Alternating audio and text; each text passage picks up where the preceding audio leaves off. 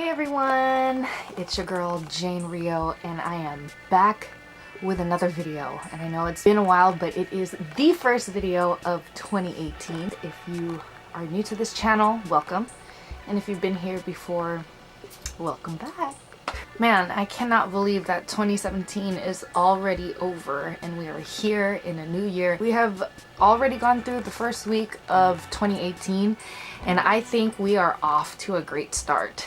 I am not a fan of resolutions and I decided to think of some measurable goals that I want to reach this year. And I wanted to talk to you guys a little bit about it and share with you guys my 2018 goals that you may consider adopting yourself. So here we go. Goal number 1, do more of what you love. Now I know this sounds pretty obvious. I mean, why wouldn't you want to do what you love already? But I think we tend to neglect the things that we love. I know I'm guilty of this because, you know, like growing older, you start to focus on adulting, paying rent, building your career, which is all great and all, but we cannot forget the gifts that we've all been given. I know a lot of my friends always say, I don't have time to do that anymore. I don't have time to pick up the guitar. I don't have time to make these videos. But the thing is, we all have the same amount of time, you know, and not having enough time is just not an excuse. So making the time is the goal. But what if you're not quite sure what that thing is? Maybe consider finding what you love as a goal for this year. Another issue is maybe the thing that you love sounds a little crazy. Not crazy, but it might sound a little silly. So for example, shopping. Right? I love shopping, but does that mean I should shop more? Not necessarily, but if you can gain something from shopping other than credit card debt, then yeah, why not? For example, instead of just unconsciously shopping, just, you know, going to the store just to check it out, just to window shop, why not make a goal out of it and really think about, why do you like to shop?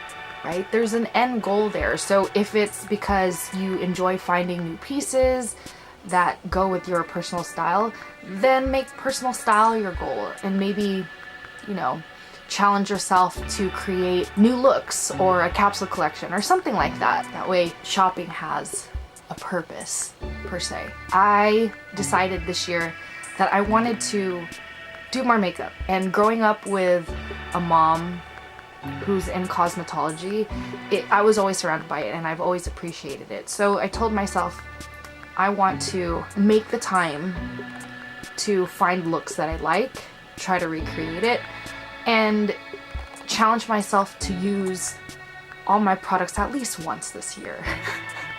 and I've really been doing it. Although it's only been a week, I've already made a few looks or recreated a few looks, and it's so fulfilling. Here's a little story. I get a call from a really good friend of mine who works for one of my favorite cosmetic brands, and she says, hey, I'm cleaning out my room and I have a bunch of makeup that I'm not gonna use.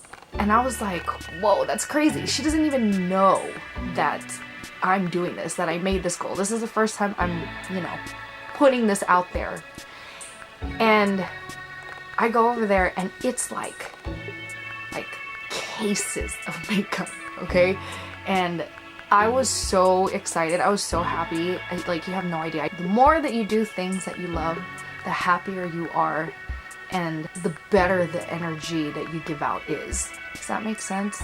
So I really feel like because I've kind of made this intention with myself, I really believe that that's kind of like a gift from the universe. If you start doing what you love, first identifying what it is and then making the time to do it, you'll start seeing those little gifts too.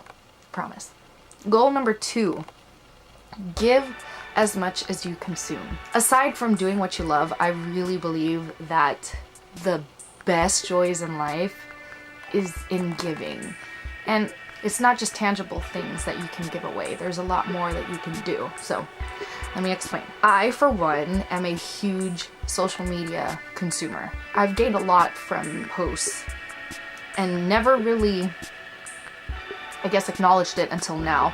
I've never been an active user, so I'll watch a video and, you know, I'll be super into it, and I'll try it and everything, and I don't even bother to leave a comment or say thank you. So I feel a little guilty now that I'm kind of vocalizing all of this, because a lot of these videos have helped me out in my own life, but I rarely ever share that. I rarely ever comment, and I'm trying to fix that. So now I'm really challenging myself to, one, say thank you.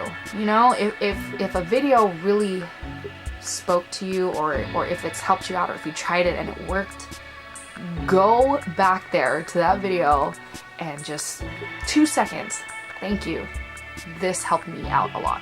And maybe share it with someone that would find it helpful too, because, you know, again, what do you have to lose? You're not only helping the person that you're sending it to, but you're also helping the person who created it. And let me tell you, being a content creator myself, this is not easy. Finding the time to do it, finding the inspiration to do it, and then getting over that kind of awkwardness of actually doing it, it's a lot. If you're gaining something out of it, you should definitely give back, even if it's just a thank you. Seeing that other people appreciate the time and effort that you put into creating something is a huge motivator, especially for me, and I think it's only right that I do the same for those that are already creating, you know? If you're a big social media consumer like me, which I'm assuming you are since you're here, then I encourage you to do the same. If you don't lurk as much on social media and you just so happen to be here, thanks again for coming, then try to find a way to give back in the things that you do consume.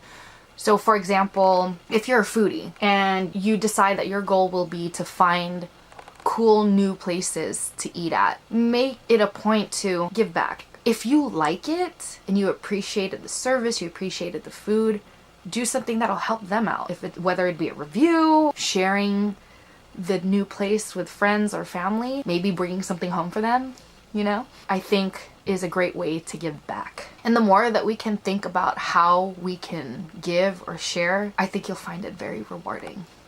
All right, and the last goal, 51%.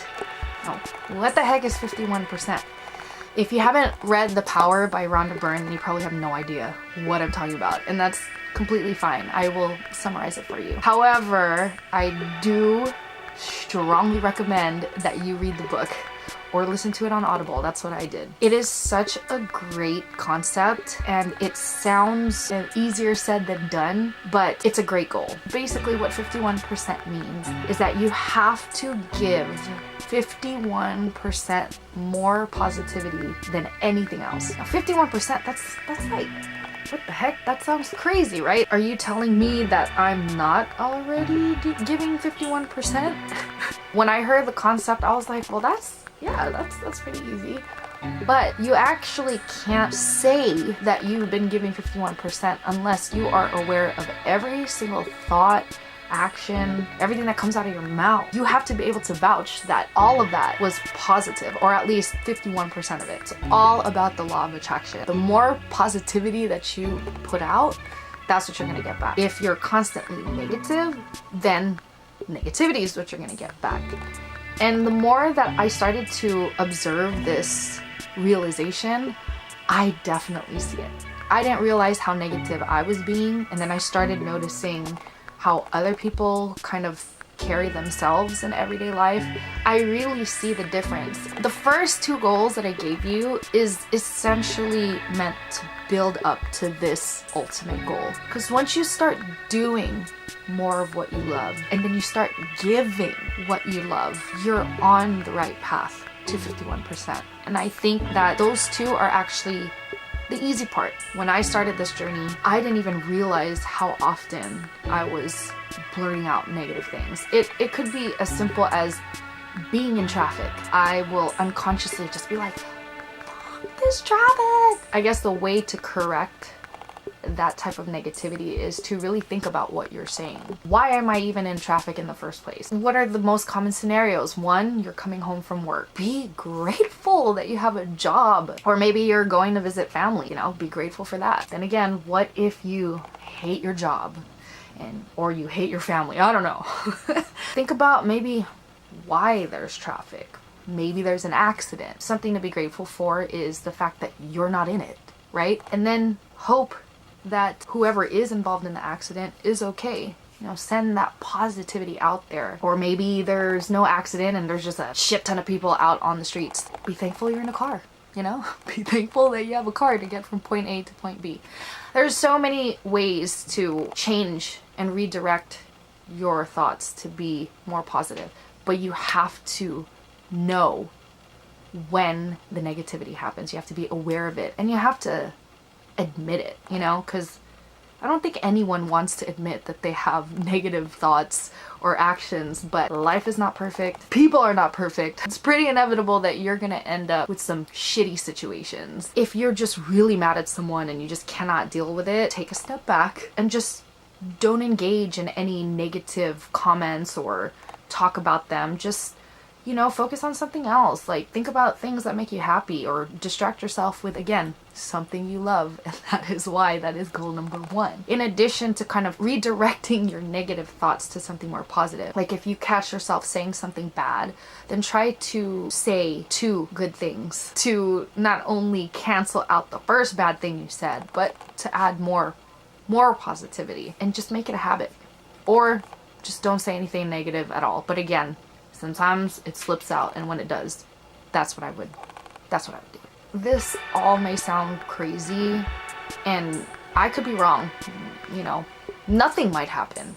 You might do all of these things and you'll be in the same place you were last year. But at the same time, it doesn't hurt to try. It doesn't cost you anything. And although it may feel a little unnatural or uncomfortable at first, you really have nothing to lose. So why not? If you do decide to adopt these goals, let me know how they work out. Let's meet back here around the same time next year. Let's talk about this. I hope that this inspires you as well to go and do what you love, or find what you love, and really make the most out of 2018. Let's give as much as we can, share as much as we can, and let's just be kind to one another this year, man, because with everything that's going on, the world needs a lot more love. Let me know in the comments below what your goals are for 2018. Thank you guys so much for being here and for continuing to be my inspiration and my motivator for creating. Till next time, subscribe if you haven't already. Peace.